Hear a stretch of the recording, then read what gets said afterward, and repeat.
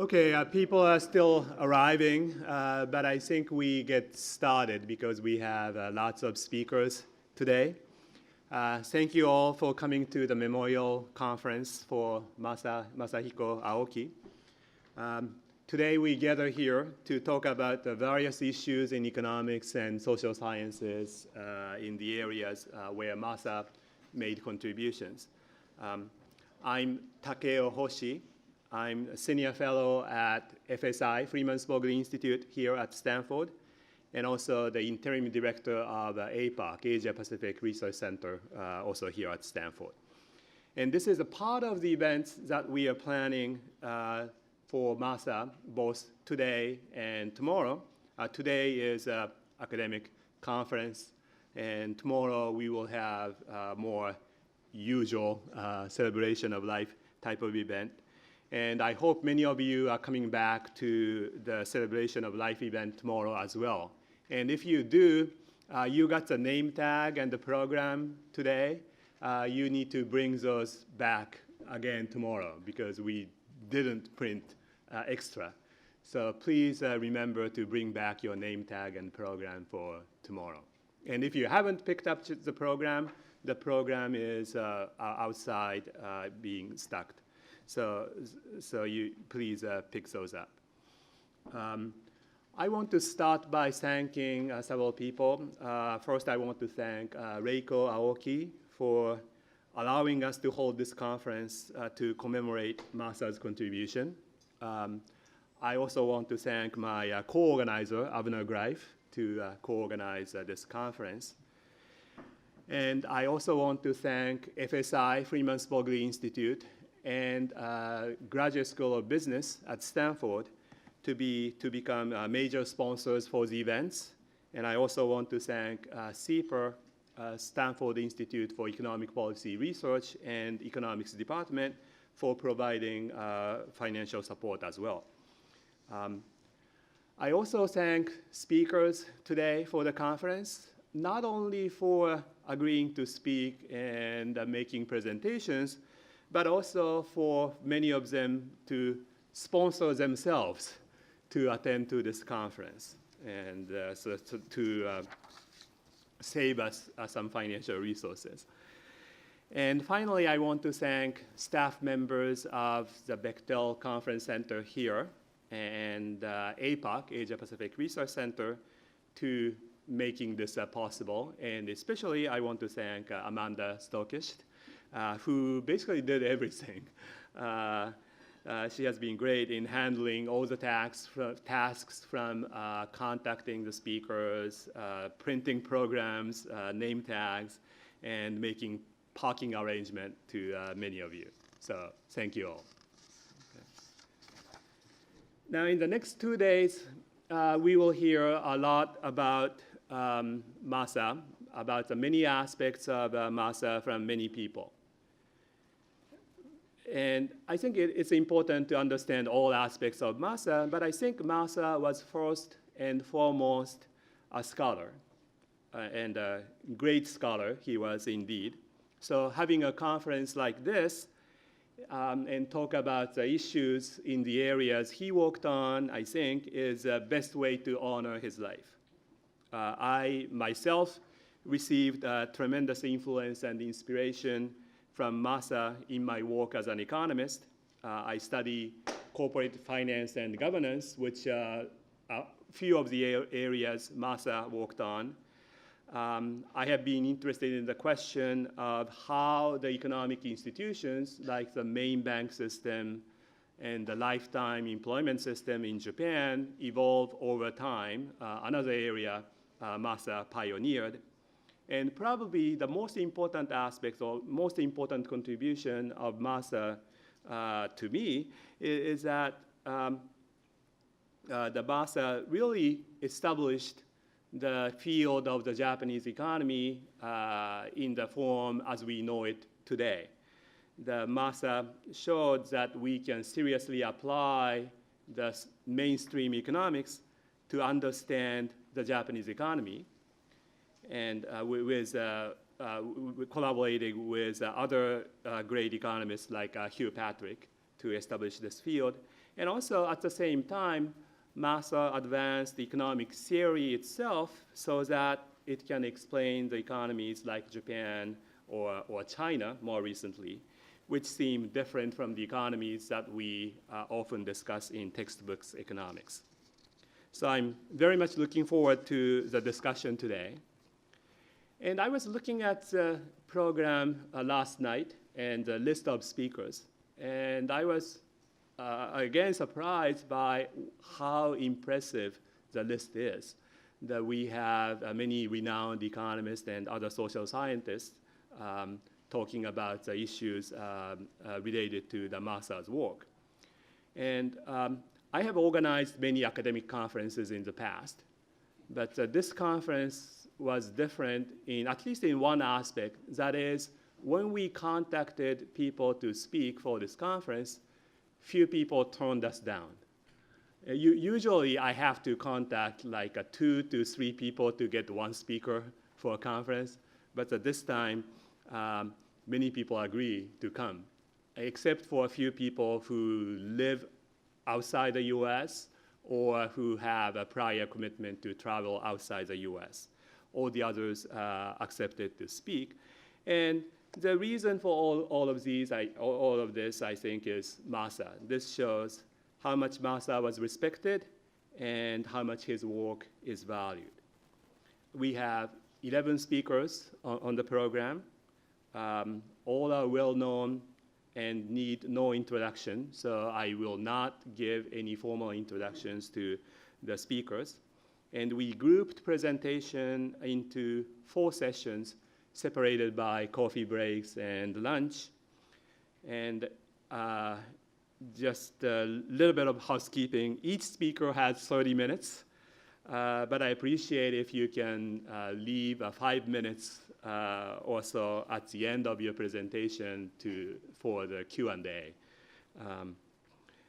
The first part of this morning is on economic theory, one of the areas Masa worked on. And we have 2 great economic theorists at Stanford in this part of the program. So first, let me invite Ken Arrow, who will give a talk on role of organizational structure in the economy. Ken, please.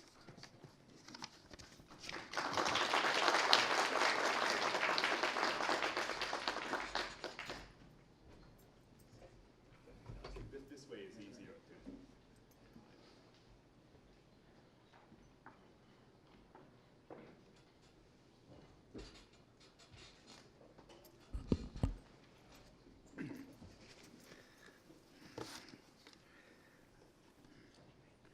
I first heard of Masahiko from my good friend, I guess his mentor, and I think it was a thesis advisor, I'm not sure, Leo Hurwicz at the University of Minnesota. Leo was not given to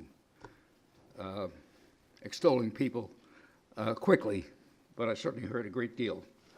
And of course, this was confirmed when I was a colleague of Masa's at Harvard, and now again at Stanford. His early work was on planning, and there was a lot of interest in algorithms for getting to some kind of a best solution for the nation, for the planning. There's quite a bit of interest in that. There's a lot of talk of centralized planning in Europe and to some extent in Japan. But things evolved in a rather different way. And the question of the Japanese economy in particular, of course, showed a remarkable resilience and development, a recovery from a disastrous destruction of capital, not to say disorganization in many other ways. And the question arose of what was happening here.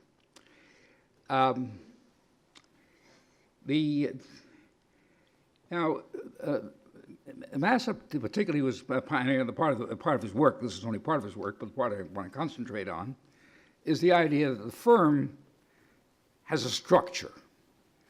It has internal relationships, which influence its behavior, and that's the difference between the He talked about varieties of firms, how the Japanese firm might differ, a characteristic Japanese firm might differ from the operations of, let's say, American or German firms. In some ways, this question, which he develops from some earlier work, just rather very more suggestive than conclusive, of Ronald Coase.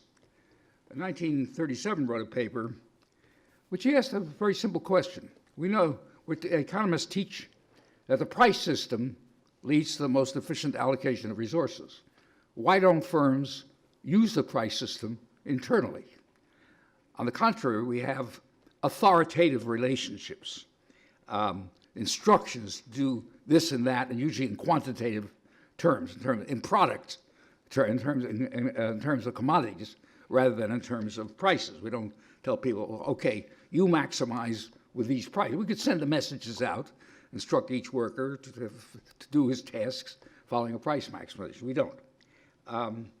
Furthermore, there's another question, which I think was the first to associate with this one, which is, what is the firm? Who constitutes the firm?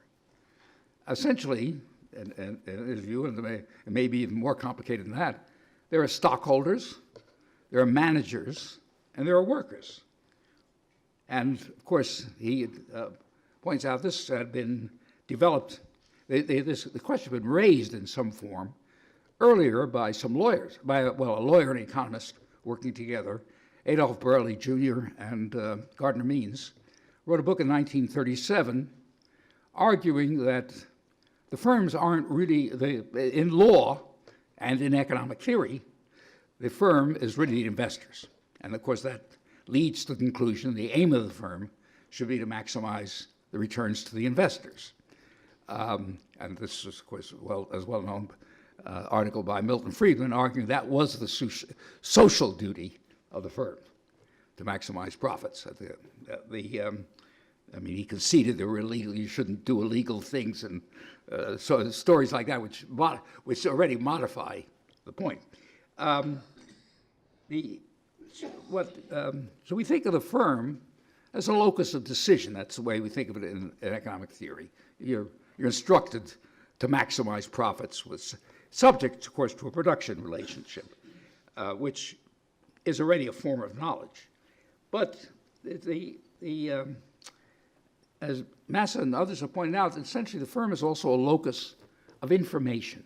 There's a body of knowledge. And this knowledge includes, very importantly, and this is the point which Massa was very original about, the social relationships, how other people in the firm act, the interactions within the firm are part of the story. So it's not only a cognition of technology, but it's a cognition of human relationships. And so the firm is irremediably a social phenomenon. And you have social information. This, of course, includes also knowledge about customers and things like that, but especially it's located within the firm. And we come back to the interest of the firm. There has been this view frequently expressed that the firm has stakeholders and not only stockholders. It's a nice play on words there. And somehow the question of where the workers fit in, and indeed where the customers fit in. And he went into the idea that the firms can differ across countries. Well, now, why don't firms use prices? In fact, they do, but solely, as far as I can back up, mainly from the point of view of minimizing taxes, not actually operating the firm. They do have their internal prices, but these are shifted. If you have an international corporation, you want to shift the locus of profits to the low tax country. Coase says that knowing prices is costly. And also, although he doesn't quite say it this way, knowing, in order to know what quantities will optimize at given prices, is itself a costly operation. There's optimization. This is a point, of course, which Herbert Simon later emphasized very greatly. They talk about satisficing instead of optimizing. And I think Paul Milgram will tell you about NP hard problems in his talk. Another problem, though, is that anticipating all the contingencies is costly. You think of all the things that could happen. Well, even listing them is already, even thinking through them, and certainly thinking what to do in each of those cases is costly. So it might be easier to optimize after the situation is known. Of course, you lose something because you haven't anticipated it. You might have done something differently earlier, but nevertheless, there's a trade-off here. And of course, knowledge is dispersed. It's dispersed within the firm, among the workers, managers, and so forth. And it must be collected to optimize. Hence, the view is that within the firm, authority relations, just telling people what to do, may in many ways be cheaper than allowing them flexibility. Let me develop what I want to do in this few minutes to develop this. One is why, now on the other hand, when firms communicate with each other, they do use prices as a signal. Not 100%, even then you have close, repeated relationships between, let's say, a supplier and a buying firm, or between firms and the household customers. And even then you might have more than is conveyed by the price. But by and large, the prices are the determinants of the relationships. So why is it that the intra-firm communications are cheaper somehow than inter-firm communications? Or why are they different? Why is it prices seem to play a different role? Well, the needs of communication needs within a firm are narrower, but also more detailed. Because the scope of things you're thinking about within a firm is much smaller, that you're only dealing with things relating to your commodity, the primary commodity you're producing, or commodities. But it's narrow. On the other hand, what you have to know is much more detailed. Things that the customers don't care about, the rest of the market doesn't care about. How you, in a production assembly line, what you assemble with what. So now communication, it's been emphasized, at least ever since Claude Shannon's famous paper, that is costly. And therefore, you want to use a code which conveys your meanings with as few symbols as possible, with as few words as possible. So therefore, firms have different needs. They're going to have the optimal code must be different. Now, it's also true that since symbols are arbitrary, you're going to have many different codes which are essentially equivalent in terms of cost, but are different from each other. And just as we have languages, the Chinese or Japanese conveys meanings more or less the same way as English, but one is grown, the other is grown, and they're each, one is not better or worse than the other, but they're different, all right. If you know English, you don't know Japanese. So this was, and of course, it's not only, as Masa has emphasized, not only language in a symbolic sense, but more broadly, any kind of human relationship, a gesture. I know what you're going to do because I've worked with you and I've seen what you or people like you have done in situations like that. So it's not confined to languages in the strict sense of the word. There are codes of behavior, things we expect people to do, and they may be different and equally efficient, but they may be different. There was a paper by Kramer and Garicano and Pratt, which did test and show that languages, in some sense, do arise within firms. This is also related to Becker's idea of firm-specific capital. And he first introduced this idea, which I think is very original. Human capital as such was an old idea, but the idea of firm-specific. In other words, when I come to work for a firm, I learn what that firm is doing. This does not improve my alternatives, because that information is not useful in other firms.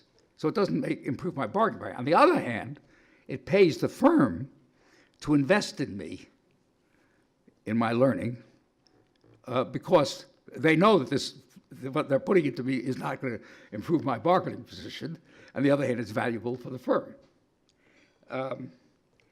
And now this raises already an interesting question about the role of workers in the firm.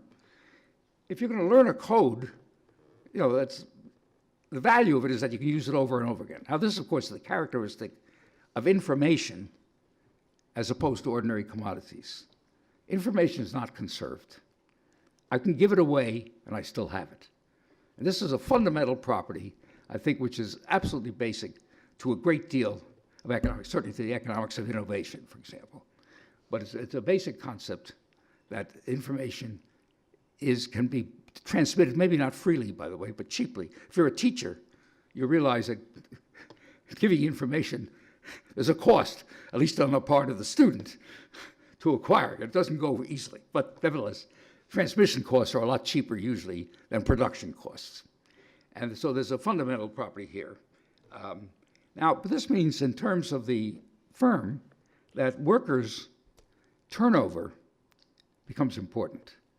And you really, the value of giving the firm, of giving the information, training people to use the code, to learn how to operate in this firm, is valuable to the extent that the workers stay on because they can use that code over and over again. So the connection of the worker to the firm becomes not a trivial matter. In neoclassical economics, general equilibrium theory, workers can move back and forth across firms with no consequences at all. But in fact, that's not the case.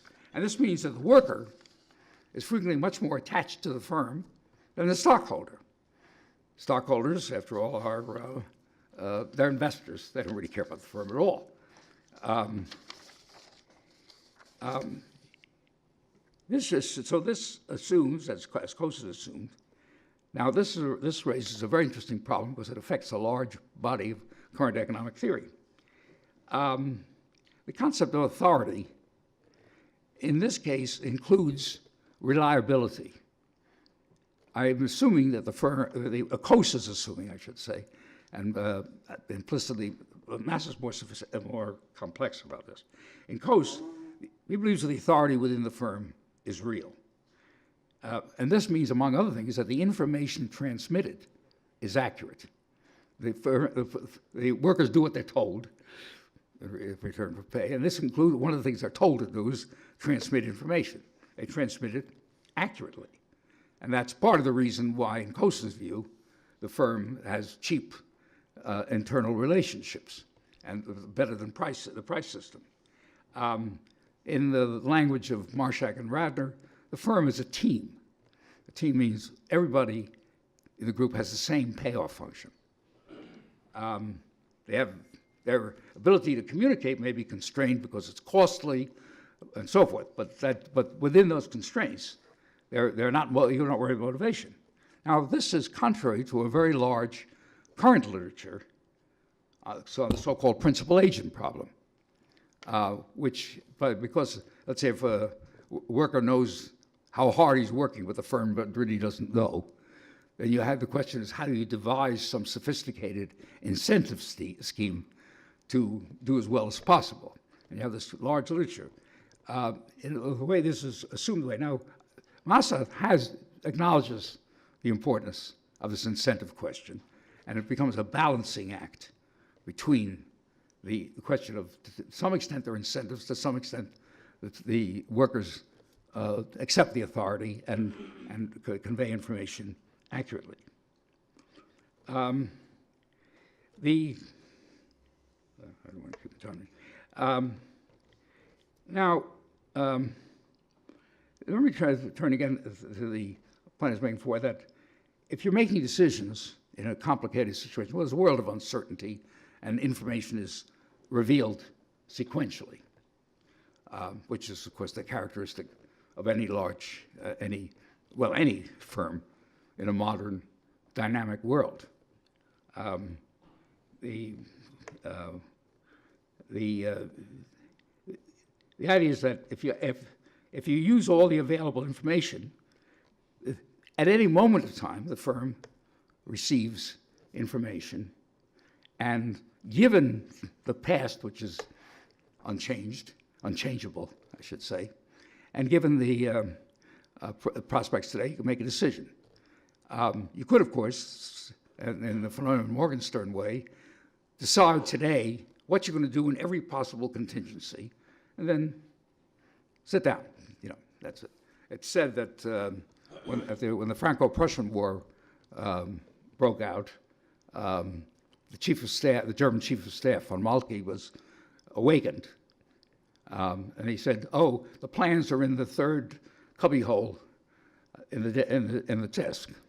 Just pull them out." And of course, these are plans about using railroads to bring the troops to various places. Somehow, I don't think modern war or any other activity it works quite that well. Of course, they won the war. So they plan in advance. But the idea is that there are a lot of things which could happen but are very improbable.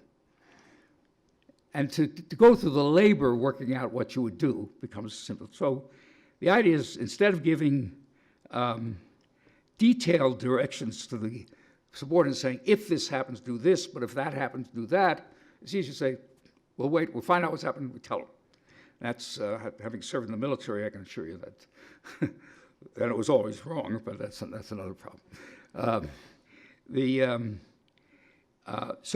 way, this shows up, people who've studied, sociologists who've studied contracts, point out that almost every contract is really incomplete. It doesn't cover things, and things do happen. I mean, none of that. And surprisingly enough, most cases where the contract really doesn't quite cover the situation are settled very amicably and easily. It's only the legal system is in the background. So as people have pointed out, Manukin and others, that you're bargaining in the shadow of the law. But the fact is that given that, people, and it probably helps that the legal process itself is costly. So the general principle here, which is kind of a fundamental one, the problem, and it affects all knowledge, is that computation is costly. Now this sounds rather, when you put it this way, it sounds rather obvious, but it was Thorstein Veblen, in reviewing John Bates Clark's Principles of Economics, pointed out that he assumes that everybody's a lightning calculator and can easily things. And the general principle, this, of course, leads to a fundamental dilemma. Just how far do you go in your computation? Computation, even today, we've moved the boundary a lot, but at the boundary, computations are very costly. And really defining what a single firm does in any detail is probably already beyond what we can actually do. As I say, even listing the alternatives is already something beyond what we can do. So the role then of there's a fundamental incompleteness. Now, it should be pointed out that let me conclude this, that the Coase argument is not entirely conclusive, that it requires accurate transmission of data to the center, which itself is costly. So we do have principal agent situations. We do have situations where it's cheaper to delegate than to do. So that's why the world can't be reduced to any very simple things. And I must conclude by pointing out that the same problems arise in public policy. There's a lot of discussion about rules versus, there's a lot of emphasis on some people, it stems from Friedman in many ways, but from started taken up by many others, that we should have, so Friedman wanted no rule at all. Just raise the money stock at an even clip without regard to circle. Well, that's a rule because it says if money supply drops, you increase it. It's a kind of rule, it's a very simple rule, and even more complicated rules. The question is, at the time you're actually making a decision, you know a great deal more as embodied in these rules. Should you take advantage of that knowledge or not? I think it's quite clear that everybody actually confronted the situation, even Alan Greenspan, did not refrain from using current information and optimize. So it was Coase-like or Aoki-like, rather than. These are my observations. I'm concluding and available for any questions.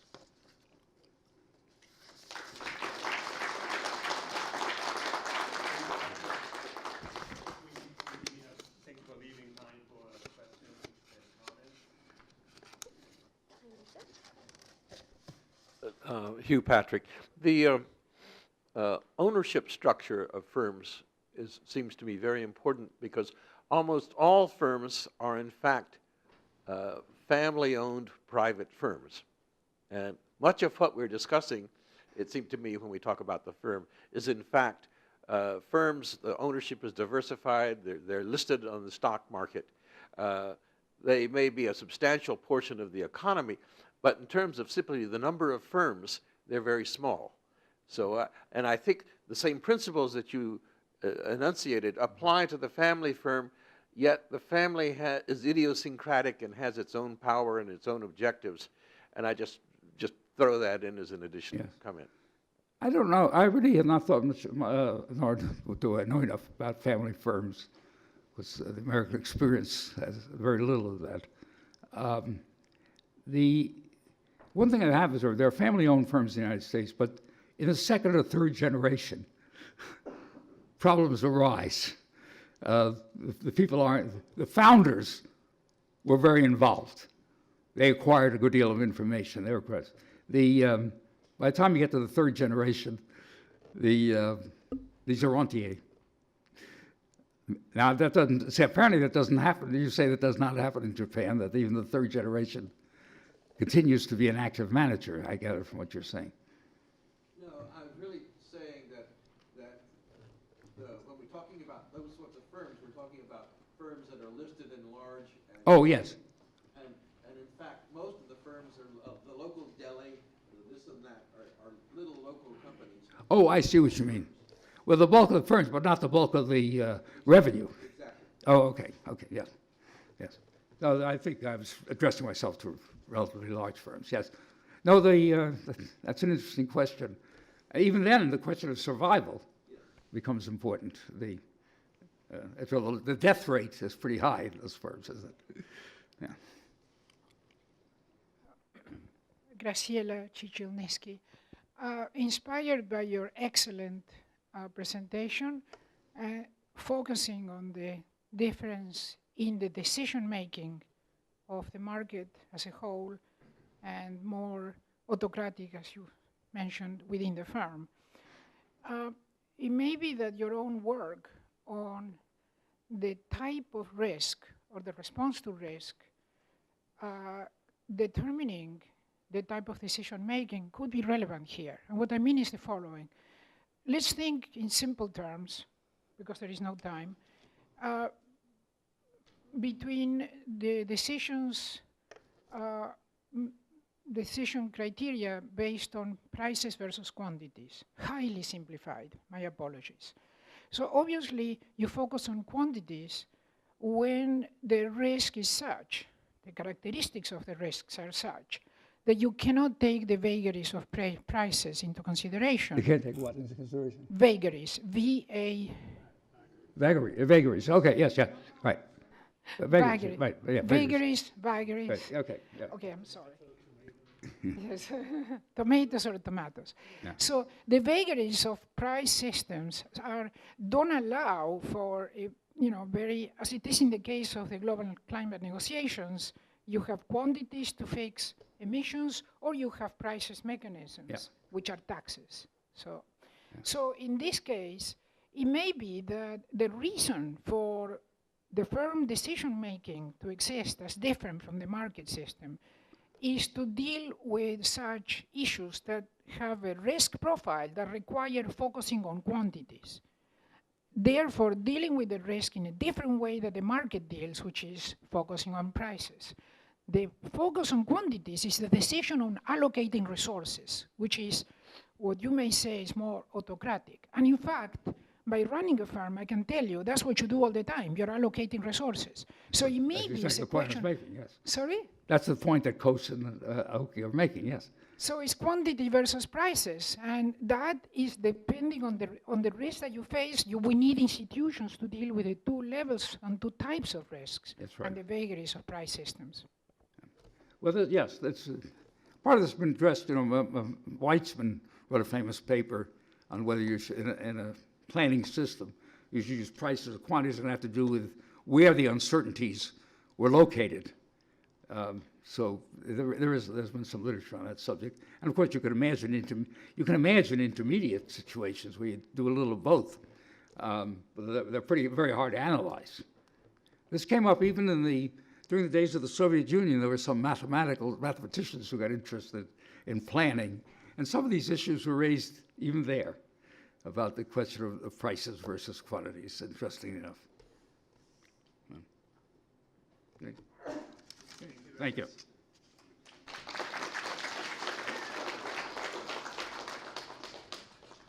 The next speaker is Paul Newsom, and he will talk about designing U.S. incentive auction. Paul? Yep. Where's the cursor? There it is.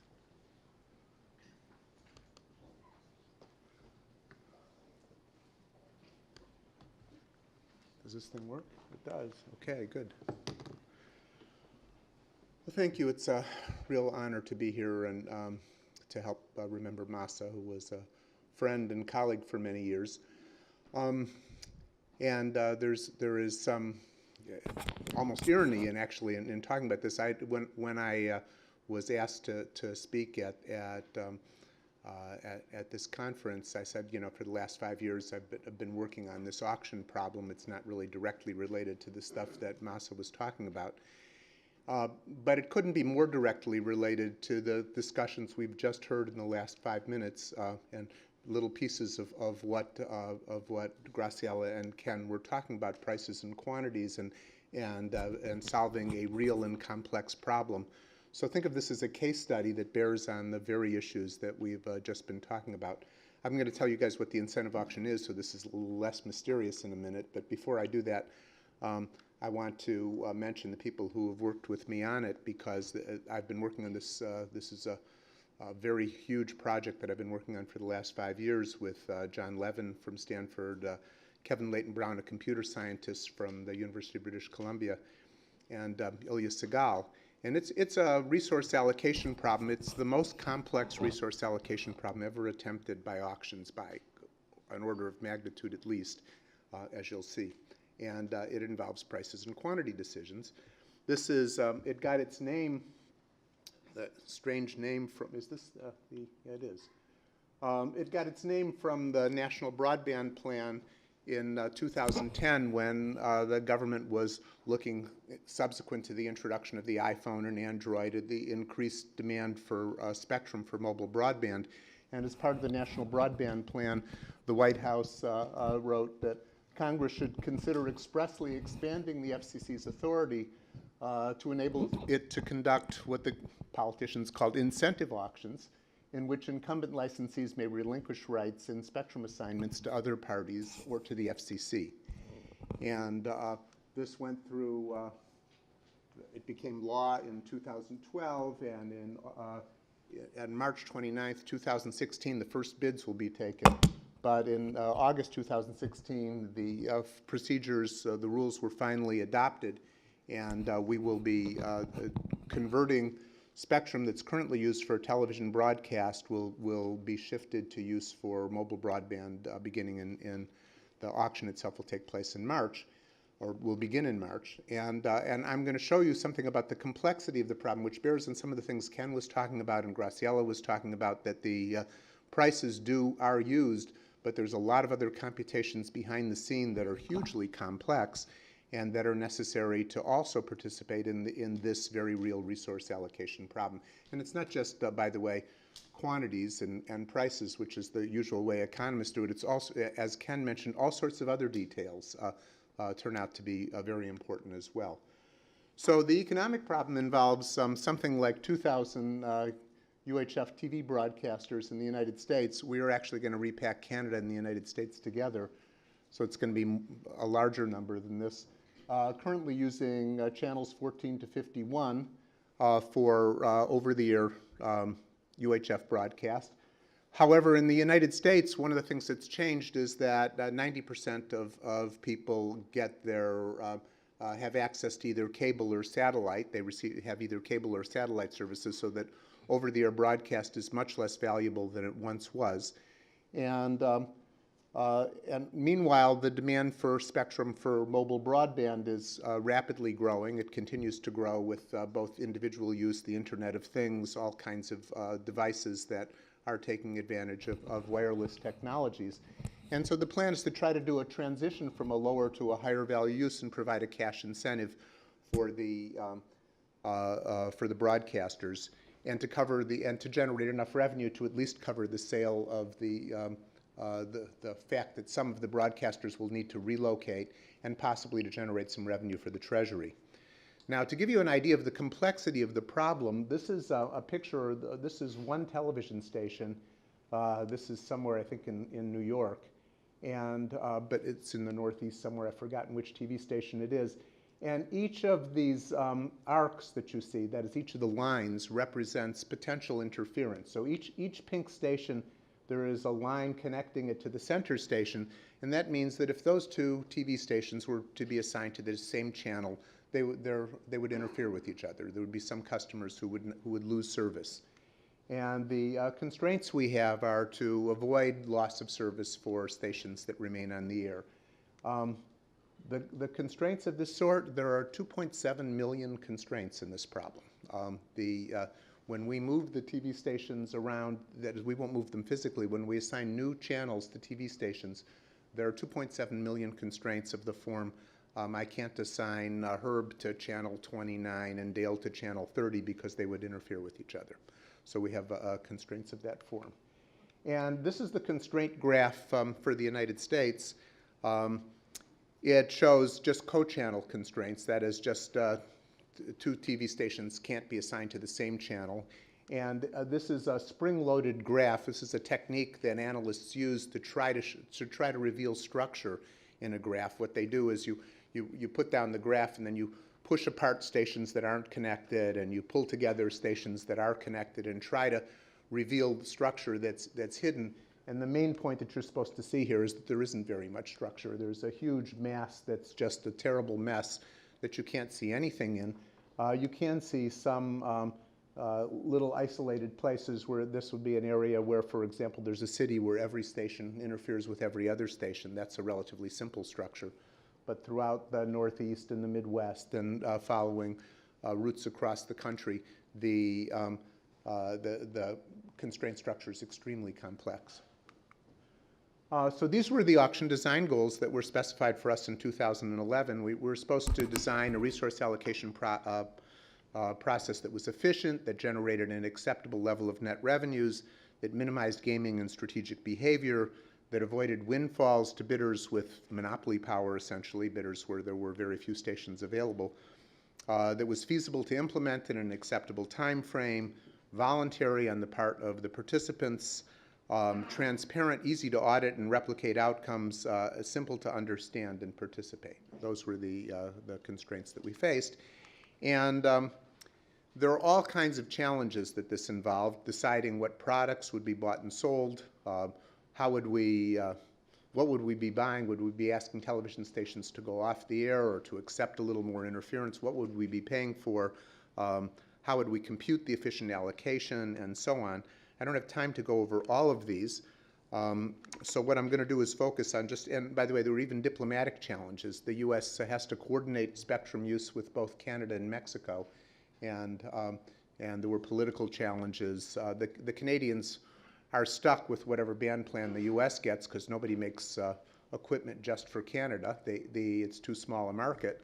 So the Canadians were interested in coordinating with the U.S., and in fact, there were international treaty negotiations going on at the same time, and that were affecting the constraints that we had to deal with, and with Mexico as well. I'm going to skip the product design challenge, and I will tell you that just computing an optimal allocation, so Ken talked about computation costs. So we had we did some simulations where we took the best available software, which is the best available commercial software. Cplex and Gurobi are the two leading optimization software. Used mixed integer programming formulations and said, what would it take just to compute an optimal allocation? We let the thing run for a few weeks on some fast computers. After a couple of weeks, there was very little evidence that the solutions were getting any better. There was hardly any improvement going on. And they were able to, the computer scientists were very pleased. They were able to prove that they could compute 97% of the optimal value subject to these constraints. That was problematic for those of you who understand what's involved in computing Vickrey prices. Because when you compute, oops, well, that didn't come out very well on this screen. Okay, well, so you can't read this, so I'll just tell you about it in words. When you compute Vickrey prices, you compute the difference between two optima. You compute the value I can get, say Ken's selling his television station. I say, how much value can I get if I buy Ken's television station? How much value can I get if I don't buy Ken's television station? I take the difference, and that's the value to me of the television station. That's the Vickrey price. Now, there's about 2,000 stations, so each TV station has roughly a value of about 1/2000th of the total. And I'm estimating it by taking the difference of two numbers where the error is on the order of 3% of the total. And you can quickly conclude that I'm going to get errors. Well, if I have a 1% computation error for one of these problems, that leads to a 2,000% error in pricing in the Vickrey prices. I get negative prices. I get all sorts of garbage. It's completely impossible to do, for example, a Vickrey mechanism in this kind of problem. And then the other problem that we faced that was actually is one of the driving things that drove this actual design is, so imagine, Ken, you're there and I am trying to buy your television station and I'm doing this complex calculation. I said, you can trust me. It's in your interest to tell me exactly what your TV station is worth. I'll tell you whether or not I'm going to buy it, and I'll tell you what price I'm going to pay. And there's no chance in hell that you're going to understand the calculation. In fact, I'm going to solve 100,000 NP-hard problems along the way in doing the calculation. But trust me, it's in your interest to report truthfully. We had a feeling that there'd be at least a few broadcasters that wouldn't believe that, and that we had the problem of trying to design an auction in which people wouldn't believe us when we told us how we're doing, because they couldn't understand the calculations. How are we going to get anybody to trust us if they can't understand or even reproduce the calculations that we're doing? So anyway, so it turns out that even checking whether one set of bids is feasible. So I have a set of bids, oops, and I get a set of bids from people, and I want to know whether I can accept that set of bids, and that means, can I take the bidders whose bids I reject? Is there any way to assign TV channels to those bidders so that they don't interfere with one another? That's a very simple question. Turns out that question is what's called a graph coloring problem in computer science. It means I have to, if you think of this thing as a graph, roughly imagine that the only relevant constraints are between stations on the same channel. Think of this thing as a graph, and the graph coloring problem says, is it possible to assign a color to each node on the graph, that is a channel to each TV station, so that no two connected stations, no two connected nodes are the same color, that is, are assigned to the same channel. That's what feasibility is. That's a classic problem in computer science. It's NP-complete, which means it's in the hardest class of problems that computer scientists deal with. And it takes an amount of time to solve that grows exponentially with the size of the problem. Believe me, you do not want to put 2.7 million in any exponent of any number bigger than 1. It leads to a very large number. So these problems, the worst case of these problems are not solvable. That is, there will be times when we'll be looking at sets of bids and we simply will not be able to tell whether it's possible to accept those bids. So that's it's just a computation constraint that we actually had to deal with. So the consultants dealt with, what do we do about the graph coloring challenge? I won't have time to tell you about that today. Although 100% solutions are impossible, we're up over 99% in simulations now that we can solve 99% of these problems in a minute or less, which is computational innovations. Can we make it easy? I will tell you about this. Can we make it easy for the broadcasters to bid effectively? Can we create a strategy-proof mechanism without optimization? Is that even useful if bidders neither understand the calculations nor trust the FCC to do them correctly? Okay, so that's was one of the challenges we faced, and I'll tell you exactly what we did to solve that challenge.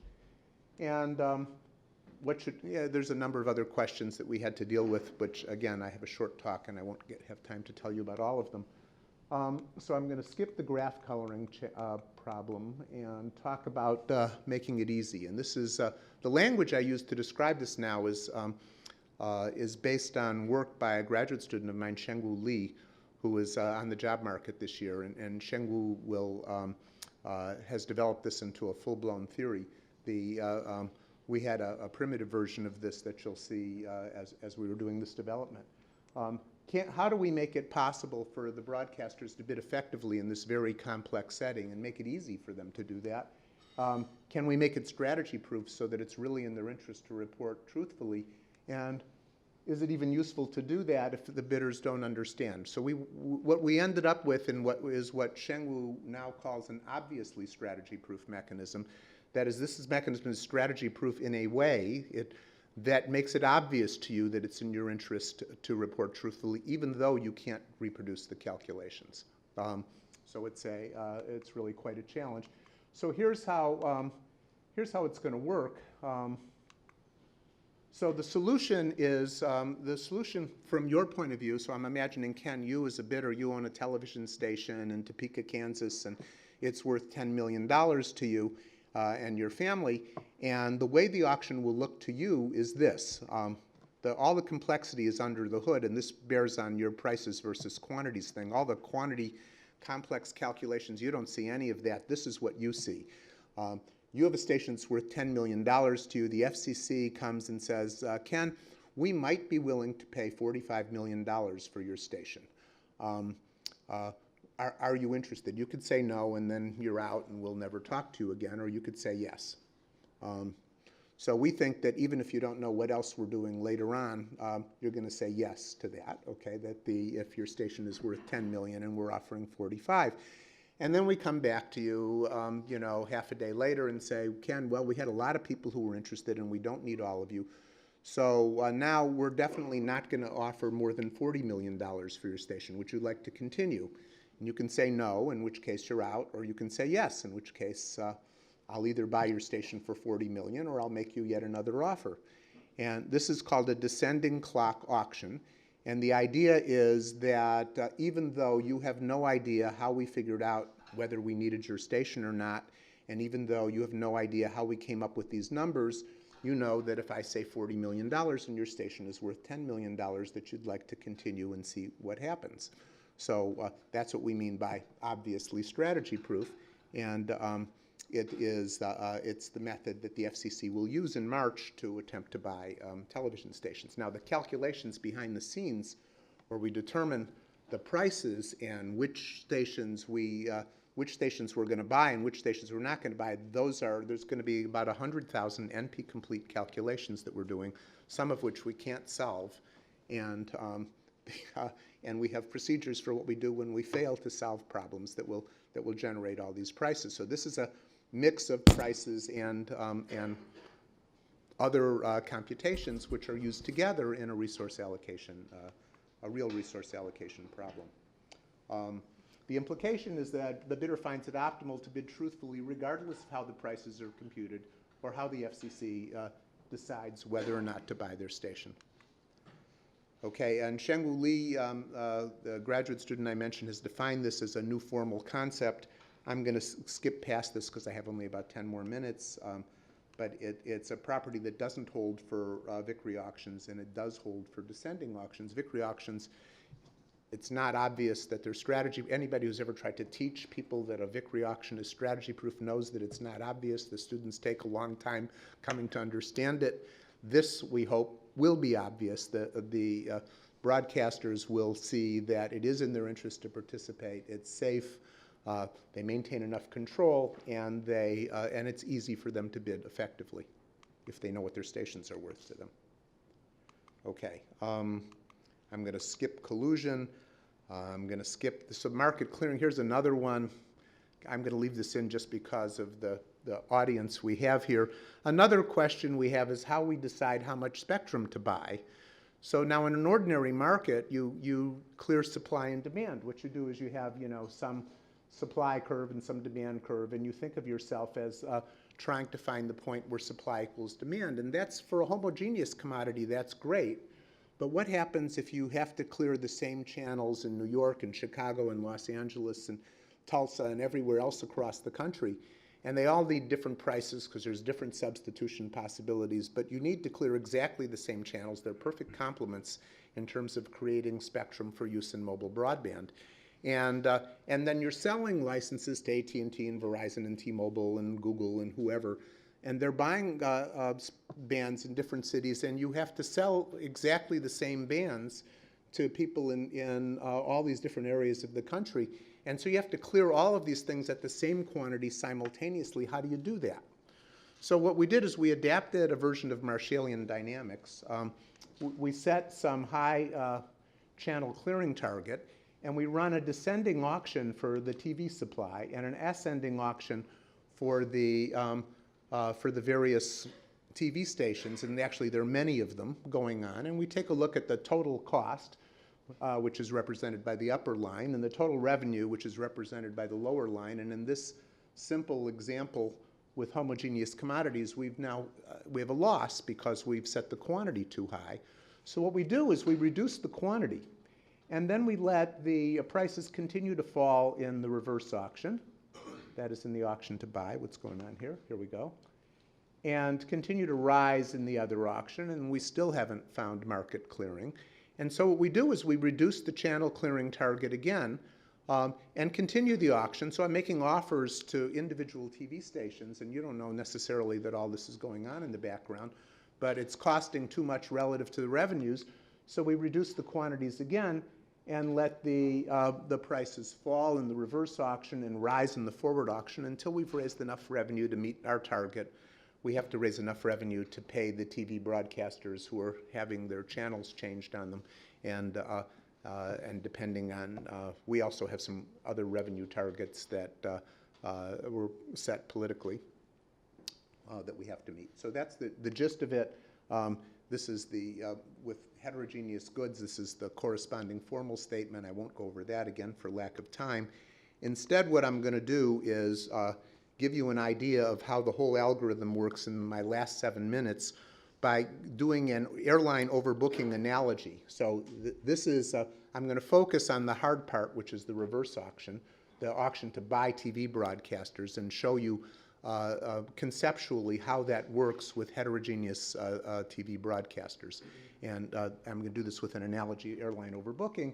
And these slides were created by Kevin Leighton Brown, who I credit on the top here.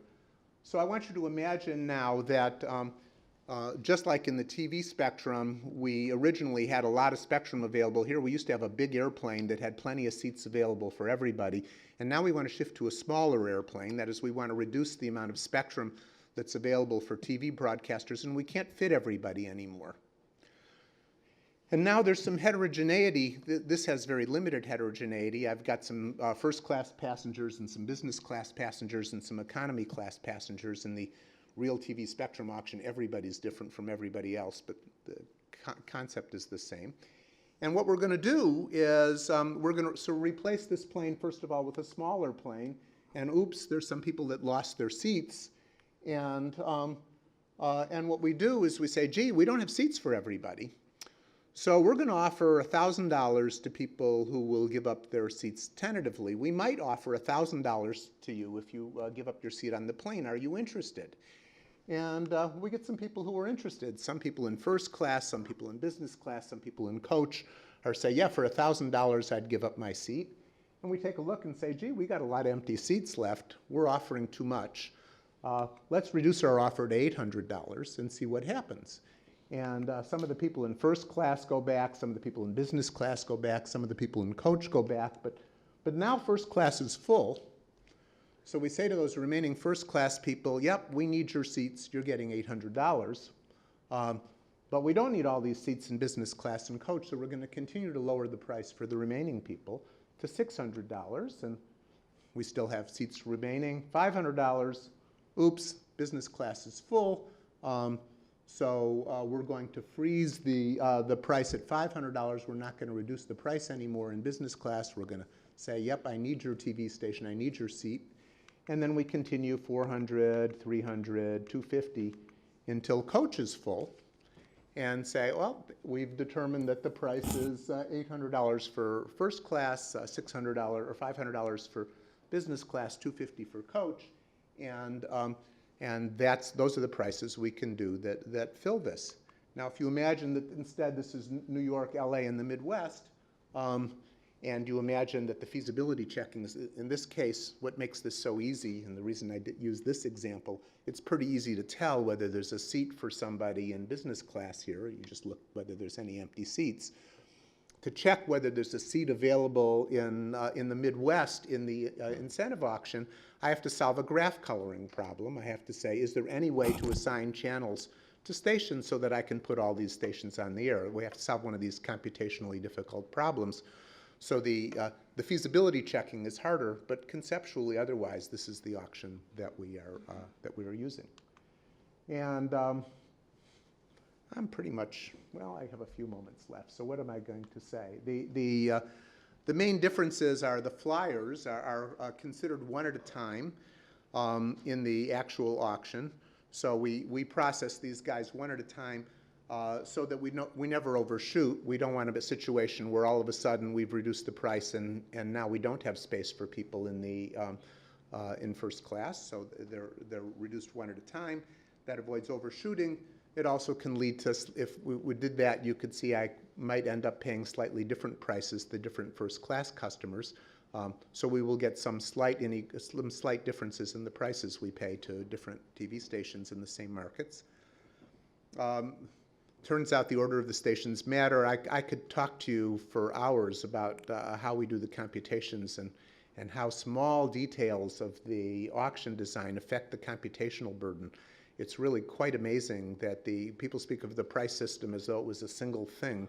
And when you try to do prices in this setting, really small differences have a huge impact on the computational effectiveness. When I say huge, I mean factor of 100. The impact. They affect the ability to do processing in parallel, and therefore can lead to effectively 100 times more computational power, resulting in faster auctions or more efficient allocations, and the design takes all of that into account. I think this is. I'm just going to end with this. These clock auctions, and by the way, these auctions are. I won't have time to develop this relationship either. They're related to the Gale-Shapley deferred acceptance algorithm. That is, a deferred acceptance algorithm is an algorithm in which what you do is you reject some participants along the way, and you don't accept anybody till the end. And that's what goes on in this algorithm. There's rejections along the way, and nobody's accepted till the end. And that leads to some certain similarities in the properties, but I realize that's too abstract to be meaningful to most of you, so I'll just continue. This design is obviously strategy proof. That is, it's a new criterion that's never been introduced in mechanism design before. It's supposed to not only be strategy proof, but be easy for bidders to see and trust. It's group strategy proof. That is, it turns out this auction has the property that there is no set of individual broadcasters that can jointly figure out a deviation that's strictly profitable for all of them. That's a lovely property. It preserves privacy. So here's a story. In New Zealand 20 years ago, there was an auction, a second price auction, in which the highest bid for a television station was $1 million, and the second highest bid was $6. And For those of you who know what a second price auction is, that means that the guy who bid $1 million paid $6, and the newspapers were all over that, and it was a huge embarrassment for the government. We won't have any embarrassment because nobody's going to know that Ken's station was worth a negative number to him, and he just got paid $20 million, because he's never going to tell anybody that. He's just going to walk away with his $20 million. So this preserves privacy, requires only heuristics, not exact optimization, can accommodate alternative goals and constraints. So this design was designed so that we could accommodate budget constraints. That is, we have to make a certain amount of money. It can accommodate some degree of price discrimination. That is, what we can do is we can make prices for stations that serve larger populations different from the stations that serve smaller populations, in the hopes that we can avoid overpaying for stations. It has a number of nice, and by the way, and we've studied its revenues properties as well. If you believe in full information equilibrium, which nobody should, but if you wanted to do a full information equilibrium analysis of this problem, you would discover that the revenues were identical. And I've got a 2-minute sign there. Okay, I'm good. Well, I'm ahead of my 2 minutes because this is the FCC website, and that's as much of this as I was going to cover today. There's a lot of details that I could talk about, but they would take me way over time. The magnitude of this auction, for those of you who I haven't mentioned, the pundits' estimates run anywhere from $35 to $80 billion. This is a big auction. There's a lot of uncertainty about what it's worth, and I'm not making any predictions at all, but the pundits' estimates are anywhere from about $35 billion to about $80 billion as the revenues to be generated by this auction. So we'll see when the time comes. That's it. Do I get a cut?